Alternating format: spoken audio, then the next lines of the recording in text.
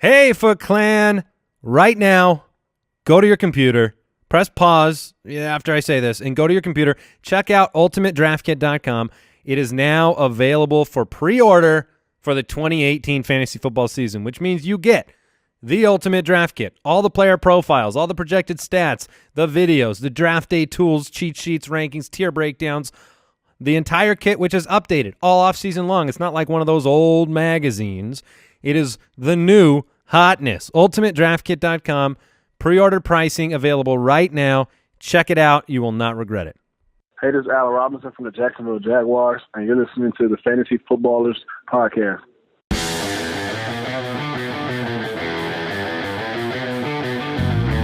Welcome to the Fantasy Footballers Podcast, coming to you from Draft.com Studios with your hosts, Andy Holloway, Jason Moore, and Mike Wright.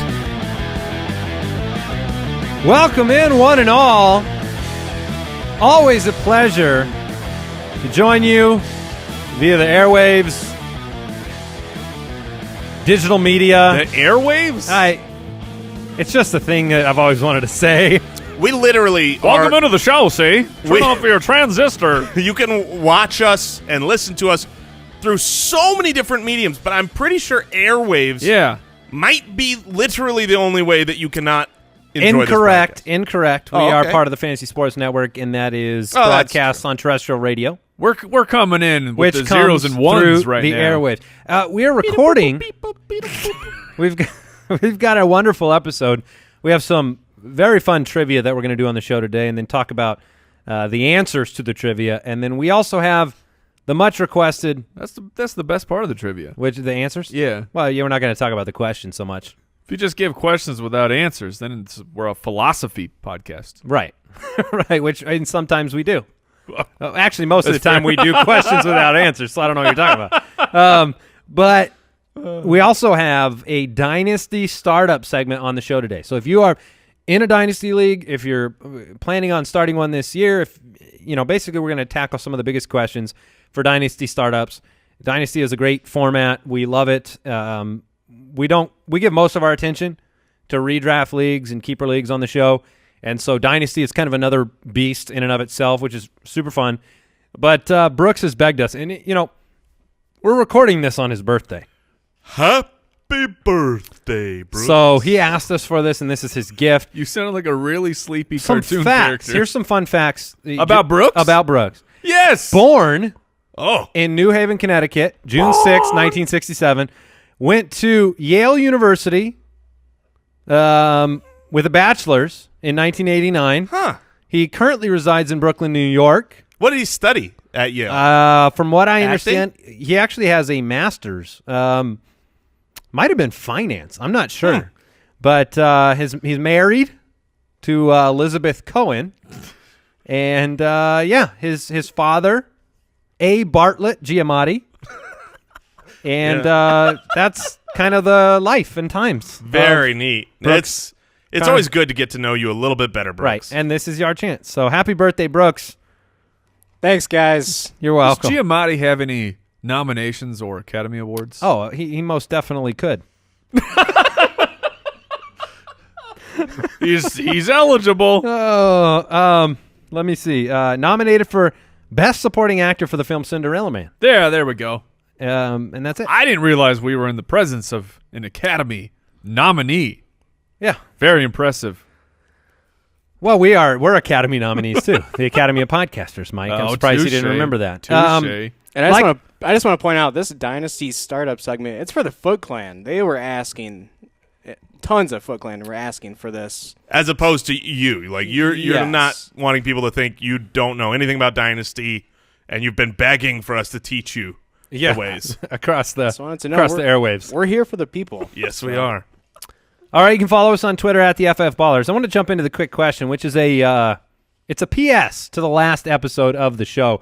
We talked through the coaching changes. If you didn't listen to that episode, it's a great one. It came out on Tuesday morning, and we went through all of the head coaching changes and offensive coordinator changes. Or so you thought. Yeah, but we did leave out, somewhat intentionally, I'm going to go with that, Joe Philbin, the new offensive coordinator in Green Bay. New again. Yeah. I mean, he's been He's been around. It changes nothing for me. Joe Philbin. That's the summary? Yeah. Yeah, I mean, we've seen he's been Philbin, the offensive coordinator for Green Bay. Exactly. We know what to expect here, and it's that Aaron Rodgers is very good, and he will continue to be good. The offense will do fine. If you look at Philbin as a coordinator, as a head coach, and how his offenses have succeeded, I can pretty much tell you his offenses are very good with Aaron Rodgers. With Aaron Rodgers? And yeah, I mean, he's pretty much continue to be top 10 in points every year as offensive coordinator for Green Bay from 2007 through 2011. And, yeah, like you said, he'll continue to be. His offense was not good in Miami during his head coaching Did he days. have Aaron Rodgers in Miami? Not to my knowledge. No. Not to my knowledge. So I think we also found out yesterday, so after the show, that the offensive coordinator in Philadelphia is the newly promoted Mike Groh. And I believe they were also interviewing Deuce Staley for that job. Deuce Staley was then made the assistant head coach to the regional manager. Yeah, that's basically what it is. It's actually a step below the offensive coordinator. What is going on there is they've promoted someone into the offensive coordinator role, but they're taking a slightly different approach, I think, to the whole coaching sphere, and they're grooming these guys up. But it really is the offense is going to be Doug Peterson. That is his baby, and he's using all of the other coaches to game plan each individual, the wide receivers, the running backs, and then they all come together. He calls the plays. It won't change too much, but I do think it's worth noting that there is a lot of change for the Eagles right now with Carson Wentz's health, with offensive coordinator, quarterbacks coach, a lot of change happening there. Even Alshon Jeffery, we found out today, had surgery on his shoulder, so he's going to miss most likely training camp, OTAs. It's a long recovery, so there's going to be a lot of change coming in. I think people might overdraft Eagles based on the fact that they're the Super Bowl champions and their offense was so good. All right. Let's get into the rest of the news. News and notes from around the league. Well, I guess we'll start here. Mike, why don't you break this news? Merry Krampus to everyone. Doug Martin has been released by the Tampa Bay Buccaneers. Word on the street is the team looking for Doug Martin, as far as looking at him in free agency, is probably in the XFL or the CFL. Wow, you guys are just pooping all over it's just not a kind thing to do. All-pro running back from 2015? He's had a couple good years. He's had a couple great years. I apologize. Which is what makes the other years so painful. He's had a couple great years. As far as Doug Martin moving forward, I don't know that teams are going to be scrambling for Doug Martin's services, especially with what you would have to pay. I mean, you can give him, say, the veterans minimum, but that still might be more money than they want to commit to an aging running back 29 years old who has a laundry list of injuries. My money would be that he's playing this year. I'm not saying it's impossible. Just he's not going to be a hot commodity for free agency. Yeah, I think that's accurate. I mean, just like Adrian Peterson found a job last year. It took a while. But it took a while. I think you're going to have something similar where he's just a piece of a committee in 2018. The Duke Johnson, Doug Martin, Cleveland Brown committee? Maybe. Yeah, we'll see. Who knows? The Dolphins, on the first day they could, assigned the franchise tag to Jarvis Landry, which was a bit of a surprise to all of us, thinking that Landry may hit free agency. Essentially, if he plays under the tag, he's going to be paid $16 million. That would make him the third highest paid receiver behind Antonio Brown for the year. And Dez Bryant. I had a couple people reach out because the show, we are welcoming of the new fantasy football player, and I had a couple people reaching out. Why don't players like the franchise tag? And the answer is because this is a one-year deal. Yes, it's all guaranteed money. You're going to get paid handsomely for this season, but if you suffer any kind of career-ending or just a career-altering injury, the future of your ability to make money is completely in shambles. So you want that long-term contract with a high amount of guaranteed money. Yeah, players don't like it too because it's a one-way conversation. It's not a negotiation with your franchise. It's really not a it's fair the team thing that gets to sign it. So, Yeah. But they may be angling for a trade with Jarvis Landry and seeing if they can, rather than let him go into free agency, one of the better young wide receivers in the NFL, let's franchise tag him and find a destination that maybe will sign him to a long-term deal and recoup some draft capital. That's the hope. And if not, you got him for another or you have year. Jarvis. Yeah, I think it's I was shocked they weren't. The rumors were they were not going to franchise Landry. So that was the smart play, in my opinion. Jason alluded to it earlier, but Alshon Jeffery had surgery for a torn rotator cuff.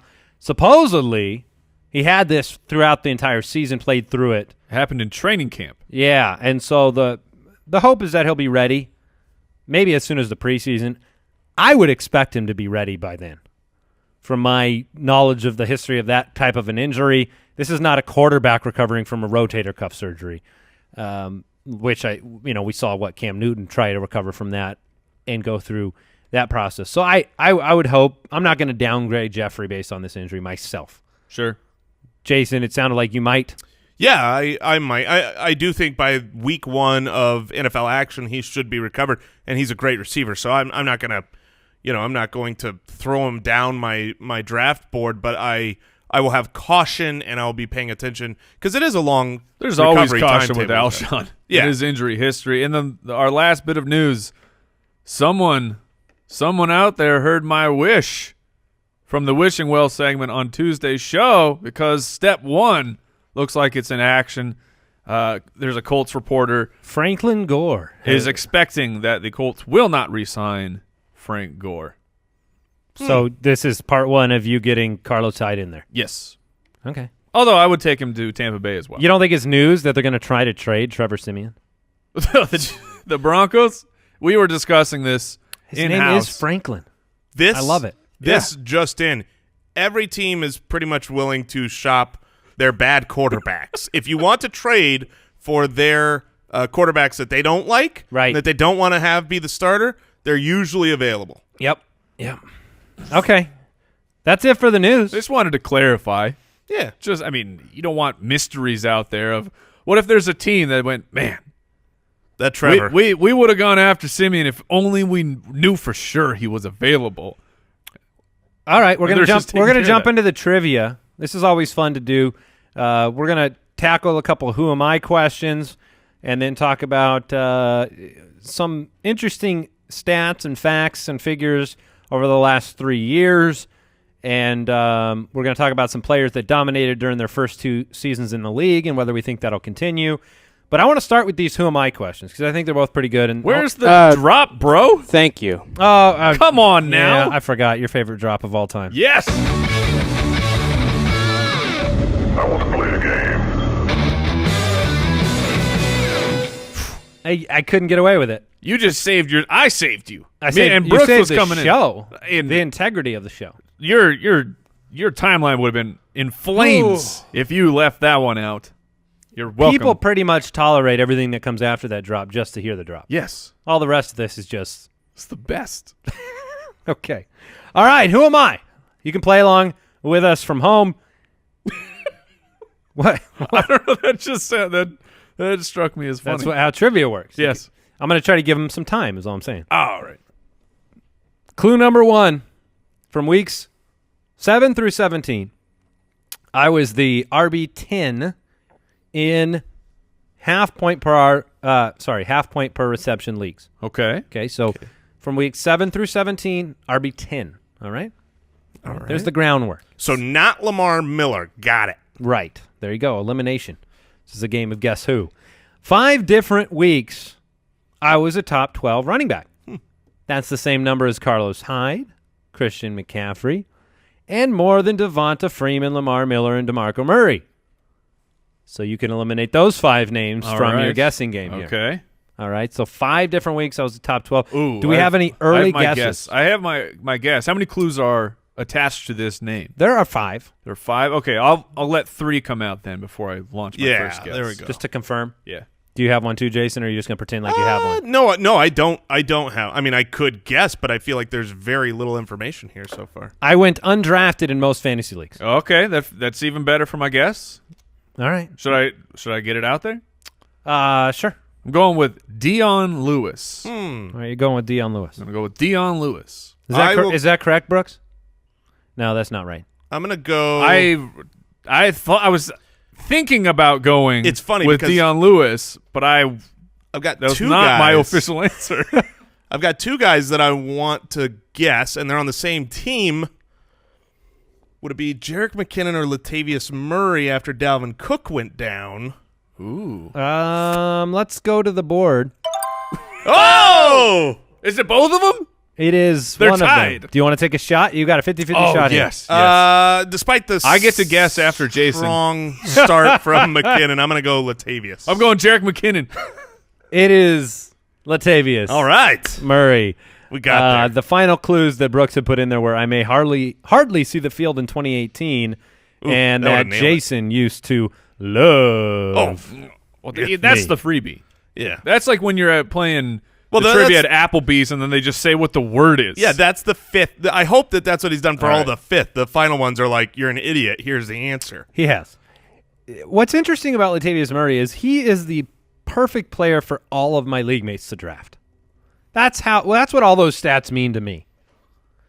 Because if you're just looking and you're playing with league mates that all they're doing is looking at past season results and the way the season ended, right? We talk about the impression that the end of the season makes on it. That would be where you look for the one pick to go off the board before you ever need to take it. Because I'm assuming neither of you guys are very excited about Latavius Murray in 2018. No, he's a backup. Yeah, he's I can't fine imagine. to draft at the very end of the draft just in case something happens to Dalvin. But Yeah, I know our general strategy during the draft season is to not really draft handcuffs. Yeah. That's what I see Latavius Murray as. So I can't imagine I'll have him going into week 1 on any of my rosters. All right, let's do a wide receiver. Who am I? Okay. In 2017, I have my guess. No, it's not Dwayne Bowe. Oh, it is dang not it. Dwayne Bowe. In 2017, I was 10th in targets and 10th in receptions among wide receivers. All right. Okay. 10th. Clue number 2. However, I finished as the wide receiver 20. Okay. Not a lot of touchdowns. Yeah, I mean, that's an extrapolation I would make there. 10th in targets, 10th in receptions, 20th in fantasy points. No guesses, obviously. No, not yet. Give me another. This is the one where when I was reviewing these, this is the one that this is when I knew. So we'll see how smart you guys are. Clue number 3. I had 5 seasons in a row with 1,000 receiving yards. yeah, done. Demaryius Thomas. No. Not in 2017. Demaryius Thomas. I was going to go AJ Green. The answer is Demaryius Thomas. Oh, darn it. 1-1. All right. Yeah.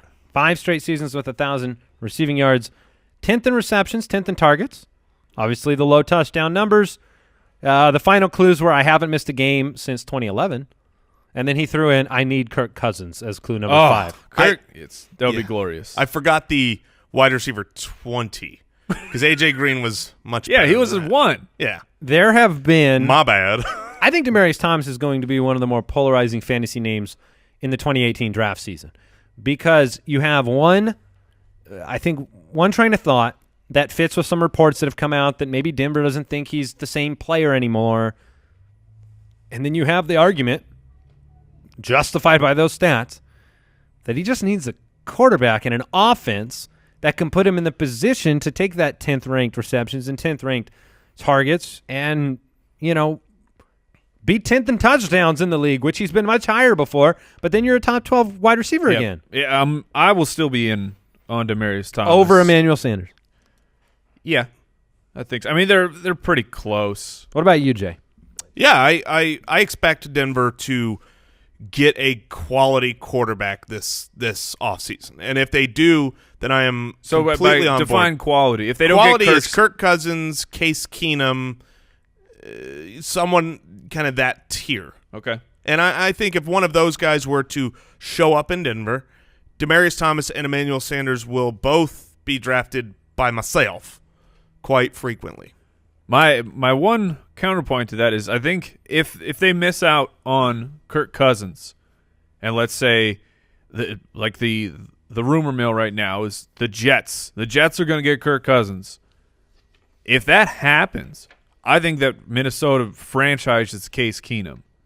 Actually, we won't know because they would have to tag him right now. No, you don't have to No, tag him you right can now. tag him later. Can you? Yeah, I mean, it's rare what happened with Jarvis. Usually teams... But up to free agency. Once free agency hits, you will have already have to declare that you're tagging a player. Oh, I got you. So my hypothetical situation here is... Yeah, February blown 20th up. was the first day for tagging. And then the deadline for teams to use that tag is March 6th, with Right before free free agency is agency. the 12th through the 14th of March. Man, So it's going to be interesting. I don't think they're going to need to tag him. To say Keenum? Yeah.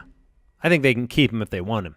He's got the system, the success. Right, but The love. But you have the advantage of, well, let's go one more year, Case Keenum. Can you repeat instead of giving him a long-term I feel like deal? then they end up just going into the Kirk Cousins situation where you go, shoot, we should have signed him to a long-term contract a couple of Maybe. years ago. Maybe, but Maybe franchise that'll the guy depend. wants. It'll depend a little on the rumor mill too with Bradford and Bridgewater, maybe. Sure. So. Well, before we allow me to win this competition of trivia against Mike, we want to thank today's sponsors, one of which is World of Warships. You've heard us talking about these guys for a while. Look, if you're wanting a little friendly competition out there in your life, you miss fantasy football, and you're like, I want to destroy my friends at something, give World of Warships a try. It is a captivating, free-to-play, historical online combat game from War Gaming. You get to command a massive naval fleet, 4 classes of ships from over 8 nations fighting strategically. Everyone loves video games. People like strategy and fun and war. And if you've ever wanted to command a naval fleet, here's your chance. You could download World of Warships for free today at commandwarships.com and begin your naval adventure. Make sure you enter the promo code Footballers18 All in caps. all caps. Footballers18! Yes. Yell it. When you download to get a ton of bonus content courtesy of the Fantasy Footballers, includes a premium ship Aurora, a pile of in-game currency to jumpstart your epic World War II naval adventure. So download it today at commandwarships.com. And we want to thank Pristine Auction for sponsoring the show, the best sports memorabilia site of all time. Factual. Factual. Look, the signatures are always authentic with Pristine Auction. They have hundreds of new things every single day. And I would say the best part of us recording this show one day early is I can tell you what jerseys I'm looking at and I'm trying to get because you can't steal them from me. Or can you? Well, they might be on the shop again tomorrow, but there's an Alvin Kamara jersey signed. Oh, I know, I'm looking at it. We need one for in here. There is an Adam Thielen. Right now the bid is $35 for a signed Adam Thielen jersey. And here's some things that went for their final price. A signed Julian Edelman Patriots 8x10 photo, $66. A signed David Johnson jersey, $71. Check it out, PRISTINE auction.com. Make a completely free account. Let them know that the Fantasy Footballers sent you. All right, we're going to jump into some more trivia. I love these ones here, by the way, Brooks. So I reviewed these 3-year leader questions. So you'll see. You'll see what we get into. And what's great about this is Jason made the point on the show, I think a couple weeks ago, just about the power of certain wide receivers, right? They have the capability of being week-winning guys and how he wants to draft those early because you're not going to find them late in the draft. Here's a question for you guys. See how many you can get. Only 4 receivers have finished top 15 in receiving yards each of the past 3 seasons. Antonio Brown. Did I get one? You've got That's a point for me. Julio Jones. That is yes, that is correct. I would go A.J. Green. No. No? Yeah, he had the injured season. Oh, the Yeah. injured season. No, just keep getting the answer wrong with AJ Green. That's the only way I can, my man. So the top what in yardage? So top 15 15 in receiving yards each of the past 3 seasons. You have 2 of the 4. Julio Jones and Mike Antonio Evans. Brown. That is correct. You're killing it Mike over Evans. there. The real Dust. question is, this is the hardest one. The All 4th right. one is interesting and very difficult. And I have a hint for you if you need it, but I want to see if you can get it because those 3 names, Evans, Julio, Top 15. Brown, locked and loaded. Yeah. Is it a future Hall of Famer? I would say no. Okay. Yeah, I'll let you guys At this you point, could ask no. a couple questions. I would say no. All right. Definitely Jason, not do you have right any now. questions? I don't have any Is it questions. AJ Green? No, yeah, I'm pretty confident that it's AJ Green right now, but I feel like I already asked. I mean, my mind goes to Hopkins, but I feel like that wouldn't be It is not surprising. Hopkins. if- Here's the hint. He played on 2 teams during that 3-year span. Ooh. 2 different teams. Cooks? Brandon Cooks. Wow. So only 4 receivers have been top 15 in receiving yards each of the past 3 years, and it was Julio, Antonio, Evans, and Cooks. That's 4 points for me, right? No, that's 1 point. You won that round. You know who would have been in this group if it weren't for injury? Would have been T.Y. Hilton. And I've had a lot. Beckham. I've had a lot of and I've had a Beckham, lot of for sure. questions about T.Y. Hilton. People trying to trade T.Y. Hilton. People being tempted to unload him for pennies on the dollar. And I've kind of been like, whoa, Right. Just hold on here. You have a really, really good player. If you told me, Brandon Cooks or T.Y. Hilton and Luck's back, I'm taking Hilton all day. I totally agree with you. So interesting those 4 names. All right, over the past 3 seasons, who are the top 5 running backs in touches? Right. So that's rushing attempts plus receptions over the past 3 years. So who do you think the top 5 are? Obviously, that's a big span, especially in the life of running backs. I definitely would put Lev Bell in there, even with injury and suspension. Yes, I mean, he just touches the ball too much. 879 touches for Lev Bell. He's number 3 on that list. This is, did you say past 3 years? Past 3 years, rushing attempts plus receptions. Man. Is Todd Gurley in there? Yeah. He's number 1. Todd Gurley's number 1 over that 3-year span with 914 touches. And we know it's not David Johnson because he missed an entire year. Yeah, I think you're going to get at least one more of these. Oh, Shady McCoy. Yep, Shady absolutely. and DeMarco. Shady McCoy. No. Is DeMarco not there? That's a good guess. I It's don't- not DeMarco. No. Which, I mean, he had the resurgent year, but he had the down year before it, so I'm thinking Past 3 Past years. 3 years. we talked about one of the 2 on the show already today. He is probably being released this offseason. Really? Wow, Franklin. Frank Gore Franklin was number Gore. 2 in that span with Yeah. 885 touches. Of course, that makes a ton of sense. And then number 5 on the list is I can give you another guess, but I can give you a hint as well. Yeah, give me a hint. The hint is that every time he does something good in life, you give Mike a funny look. You Melvin I was going to Gordon. guess you Melvin lower Gordon. you lower your glasses and you glance at him. I wasn't sure because of the injury history, but Yeah, he does he's- get the ball a lot. Gordon he has more games played than he has perceived games played. That's the truth of Melvin Gordon's career. You always because of the like Marshawn Lynch-esque practice reports you hear about all last year, you think he doesn't play, but he plays. Well, that was his first full season, right?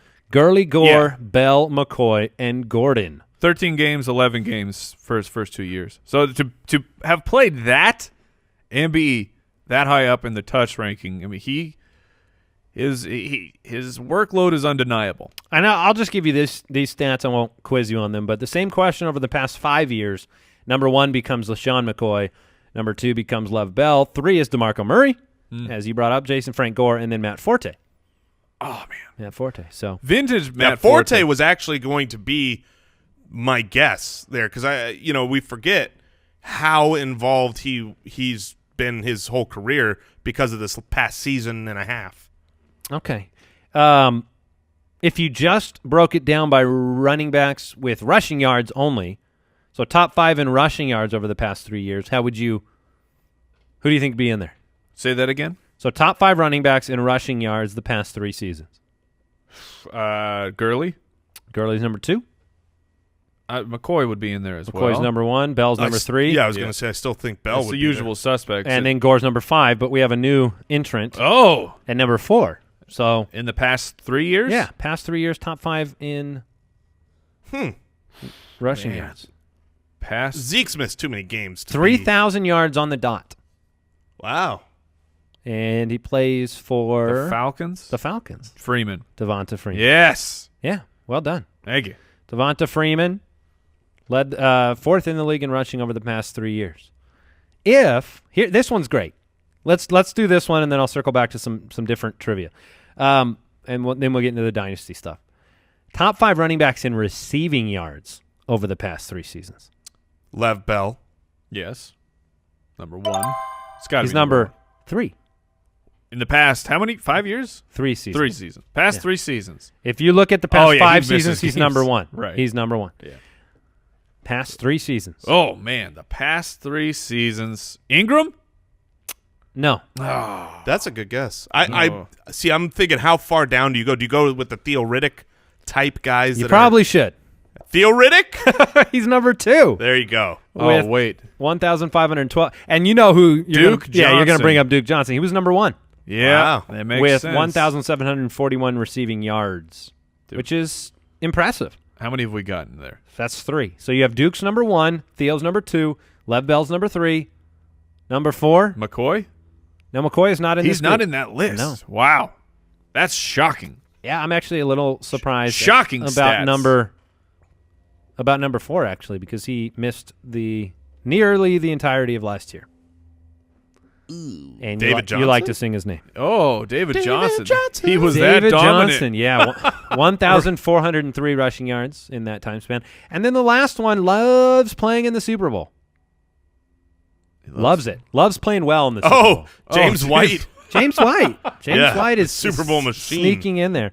But yeah, if you break it out over the past 5 years, it's Lev Bell, Matt Forte, Gio Bernard, Darren Sproles, and then Theo Riddick. I think that's kind of impressive for Theo Riddick to be top 5 in receiving yards over a 5-year span. Yeah. He's great at that role. He is. He's good at doing exactly that. They could just get a grinder in there. All right, we're going to jump into Dynasty stuff. I'm going to give you 2 more quick trivia questions. Excellent. Jordan Howard topped 1,000 rushing yards in both of his first 2 seasons.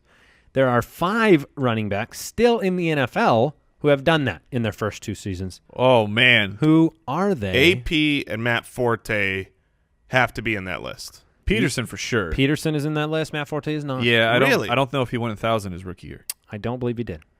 Well, actually, I I believe he think did it it his would've been rookie his year. sophomore yeah, year I was that going to say, I he think had he it did it his down. rookie year. But That was back when, not his second year. when Matt Forte was, quote, injury prone.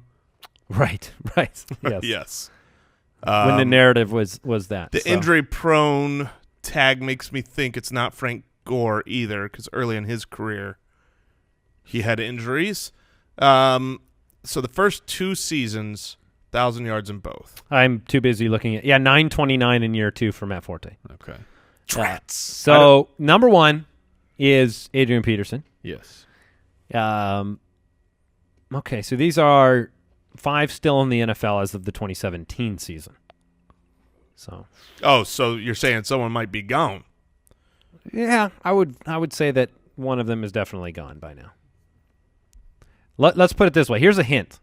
The most recent to do that was a rookie in 2013. Oh. So it's actually been a while. Man, I'm drawing blanks here then. Eddie Lacy was a rookie in 2013. Dynasty sweetheart. Yeah. Yeah. He's going to be so good forever. Not exactly. Before him, Alfred Morris, 2012 and 2013. And then before him, Chris Johnson and Marshawn Lynch. Chris Johnson and Marshawn Lynch. Makes sense. I've moved past them. Yeah. This is a good one, though. I'll tell you what, though, the list of like the Alfred Morris type, if Jordan Howard goes the route of Alfred Morris, Don't put that on Howard. I wouldn't be shocked. I think Howard's going to be great this year. I'm all aboard. I love him. All right, in 2016 and 2017, Michael Thomas set the record for receptions for a player in their first 2 seasons in the league. Really? Yeah. More than Yeah. Jarvis. 196. So which 2 players are second and third? Active? Jarvis has to be there. Yes, they are both. No. They're both active. Jarvis doesn't have to be there. Jarvis Does he? just set He the is, though. record for He is? 400 Oh, okay. receptions over 4 Jarvis years. is there, And Beckham. and Beckham. Yeah. Yeah. By the way, Jason, just in case you were curious and wanted to guess, AJ Green was 5th on that list. Dang it. Would that have counted as a correct guess? No. It would not have. Then I could have said it. Last question. Of the top 10 players in receiving yards for the first 2 seasons, all time, 5 of them are still in the NFL. Mike Evans. Mike Evans, Yes. Odell Beckham, Yep. which you already mentioned, Michael Thomas. Michael Thomas, yeah. Green. Josh Gordon. Really? And then one more. And it's not AJ. I said Green. AJ Green? I already said it. Jason. You didn't say AJ. Jason with the right answer. It's AJ. I just wanted to get one out Check there with the AJ. tape. All right. You guys want to talk Dynasty? Yes. Teach me, guys. Teach me how to Dynasty. Okay. All right. Well, let's start by explaining what a basic Dynasty league is. We've had, like Brooks said, a lot of questions over the years and over the offseason about, what makes a good Dynasty league, what makes a Dynasty league fun. Sometimes you get people who hear about Dynasty leagues and they go, wow, that's just – It's very intimidating. It sounds intimidating, time-consuming, and for some people I think it sounds like it's not fun because the draft is maybe the number one favorite part of leagues, and you don't really deal with the draft in a normal form for a Dynasty league unless you're starting it. Yeah. So you have your normal redraft leagues that people are used to where you come together, you draft a team every year. Next year you do the same thing. Then you have, you start inching forward and wanting to keep some of those guys. You get a keeper league where you go, okay, we can keep 2 guys or 3 guys from your team every year, and maybe you give up something, maybe you don't. The Dynasty leagues are you're a general manager. You have a startup draft where everybody's drafted. You've got massive – instead of having 12 or 15 players on your team, you've got 25 or 35 players on your team, and you keep every single one usually forever until you trade them or cut them or decide what to do with your assets. And then each year you will have a draft for just rookies usually where, the incoming after the NFL draft happens, you get together and, have 3 rounds or 4 rounds and you draft those guys. And so you've got to really think long term. You've got to build to win now because you can't win a championship ever if you aren't somewhat in win now mode. And but you also can't ignore the fact that if all your great players are the Jordy Nelsons of the world and the Tom Bradys, that around the corner you better have, some young guns waiting for their chance. I would say for the people that you are concerned about, it's not as fun because of the draft process. I think that a Dynasty league and redraft leagues, they complement each other extremely well because those who are in Dynasty, when it's exciting? Right now. I mean, the rookie fever is already starting to hit. The Underwear Olympics are just going to spread the flames as we watch the combine. Okay. Oh, that's what you've never heard it called that? No. Oh, yes. No, I wasn't picturing that. Well, I mean, you're watching young fellas parade around in their underpants. But you are you sure you've watched the combine? I don't think they're wearing. Have you been on a different channel, Mike? Man, it's on. It's up in the 700s, right? Right. So you say this. You pay it's attention. on at like midnight, right? It does. Airs live at midnight. It's always on at back midnight, at my parents' house. It just came in all blurry. It's on Cinemax. I couldn't get the reception right. Yeah. Well, so while you're watching, I've just given myself up to my parents. Cost $19.99 a month to see the combine. So you're learning about these rookies. You're getting excited for them. So I mean, people who are in Dynasty, they knew that Kareem Hunt had a great chance to be amazing. They knew who Alvin Kamara was. I mean, yes, everyone in redraft eventually knows who Leonard Fournette is, Christian McCaffrey, because they're drafted in the first round. But you get these later running backs who you learn about them in Dynasty. You learn who's going to be a good player. They've moved into a great opportunity. So I think that just helps overall with your redraft when you're looking at which rookies do you want to take the gamble on. Yeah, certainly. And it's a fun. I'm going to pull us back and we'll walk more into strategy, but I want to make sure we're hitting kind of some of the FAQ type of questions here. Sure. Things like this one.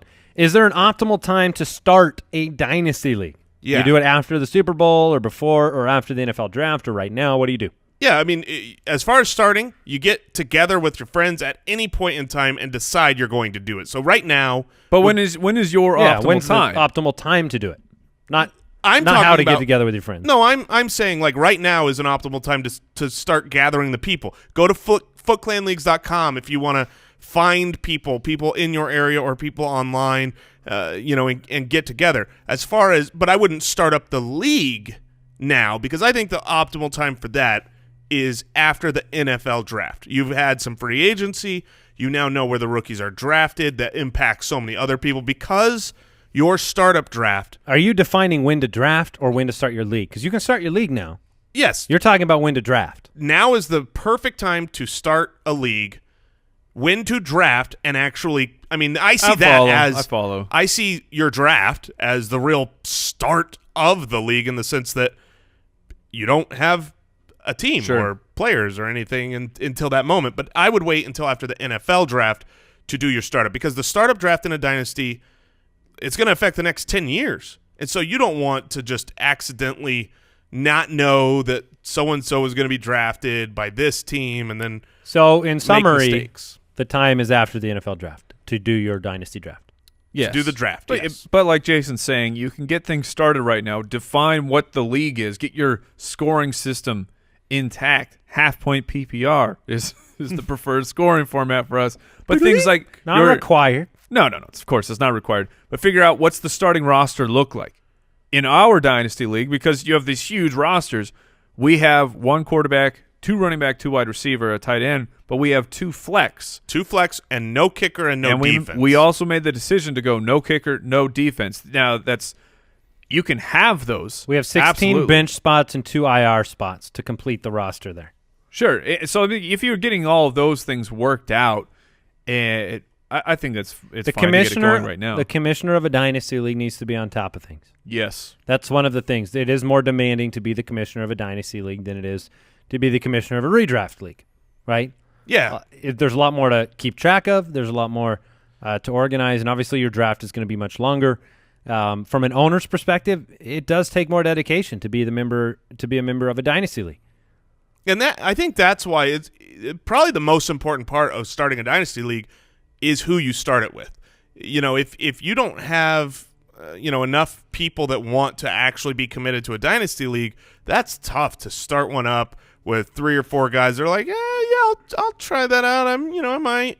But again, footclanleagues.com, we made that so that people can come together, and we've got resources there as well. For instance, Andy, you talk about tracking things. So you can play on different platforms for let's Dynasty. go to that question. What platforms do you prefer if you're going to start a Dynasty League tomorrow? Right.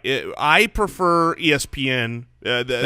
We play on ESPN because that's the system we know. We're used to. It's intuitive for us, so we just kept our Dynasty League on there. Yeah. The problem you run into there is that there is the offseason and the draft picks and the trading of draft picks and future assets that are not tracked in ESPN. So you have to have a way to track that kind of off-platform. We have a tool that we've made a kind of a Google sheet, and we have that at footclanleagues.com that you can kind of take a look there. Or you can go with a platform that is made for Dynasty, made to be extraordinarily customizable, like My Fantasy League. They do everything you can imagine, but it's much more work. You have to learn how to use their system. So that's the deal with sites that are really made for Dynasty. They have to have everything customizable. So there's a lot more legwork, and the learning curve is much higher. Startup rookie draft questions. In year 1, you do the startup draft, and then how have we done the rookie drafts over the past year? The 2 main ways are you do the startup draft. You define how big your roster is, what your starting roster is. So it's maybe 30 rounds or so, and then just as a group you decide, do you want the rookies already in the startup draft? Because that changes things. The players like this year's running back, Saquon Barkley, he will go probably at the back of the first, early second, maybe even earlier if he lands in a really great destination. So you can do it that way with all the rookies involved. I've done both of these ways, which the second way being just veterans, and then you inverse the draft order and you have a rookie draft. So I don't think one is necessarily better than the other. If it's just up to what your group wants to go with. When we did our startup, we had a random draft order, and then we reversed that order for the rookie draft portion. Right.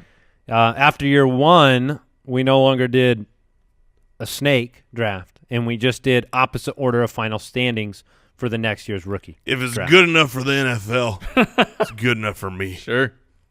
I'm not sure who you were right there. I'm trying to place it. Just me, man. Just me. And so, the Ultimate Draft Kit will have the rookie rankings for 2018 in there as well before it even releases. Off-season waivers. Talk about in-season versus off-season fab or free agent acquisition budget. I'll say this. If you're in a dynasty league, you have to use the free agent budget. Please do not do a dynasty league with a waiver priority. You need to give everyone a chance because the waivers are so barren. And the ownership is permanent. Yeah, it's so barren. You need to give everyone an equal shot to grab a new player. I'm in our dynasty league. The way it works right now is when the league year starts, or I should say after the NFL draft, everyone's given their fab budget. That's all you have for the entire calendar year. In my other dynasty league we play, you have an off-season budget, and once in-season hits, it's reset once again. So there's two options for that. And I prefer having the multiple budgets, an off-season and an in-season budget. A couple other questions that have come in from listeners. Number one, how do you integrate new players if somebody was to quit a dynasty league? Yeah, you have an orphan league is what they refer to it as, and you just Orphan team. yeah. Yeah, I mean, you have to usually you inherit that team. And usually when you're inheriting an orphan team, they're not great. Yeah, because generally. people with just an unbelievable roster and they're so talented they can win the championship don't usually bail on that league. They wait a couple years. So, but that's part of the fun is coming into a situation where you've got to figure out how do I make this over? How do I what great asset do I trade for a bunch of youth? Or what veterans can I steal for cheap? There's I would throw in another commish tip. Don't restrict transactions in dynasty leagues. Oh no. Some leagues, I think by default, for whatever reason, maybe because they're in the setup options of the league, you kind of see the question that says how many do you allow unlimited transactions or this many, and you approach the question that you never would have thought of approaching just because it's in the settings.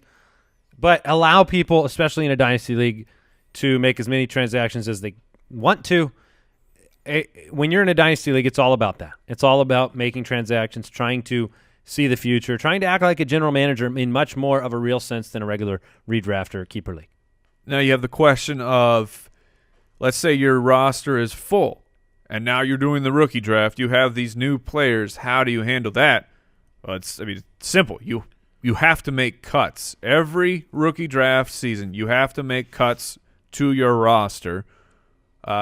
You generally speaking, when you have a team of 25 to 30 NFL players, you have some guys that you can let go because they're just sleepers. You're hoping something breaks right. I just put Brett Hundley back on the waivers. So yeah, you got guys you can let go of. Or you can have what is called a taxi squad. Now, what a taxi squad is, it's you set the number, maybe it's 3 guys, maybe it's 5 guys, and these are all players that you draft in the rookie draft, and either when they're in their rookie or sophomore year, they can stay on this taxi squad. Obviously, you cannot actually use them in your real starting roster, so you cannot acquire points from these guys. It just gives you a chance to have a deeper league without having to make those cuts. You get a longer chance to see if these players... The Braveheart hold. Yes. You got them, but hold. You get to see if they develop. And then at any point in the season, if you want to move someone from your taxi squad, then you'll have to make the cut because your active roster can only have the 30 people. So if we were to move a little bit more from a structural commish league setup standpoint and then finish this conversation now with some dynasty strategy, circle back to some of the things Jason was touching on earlier,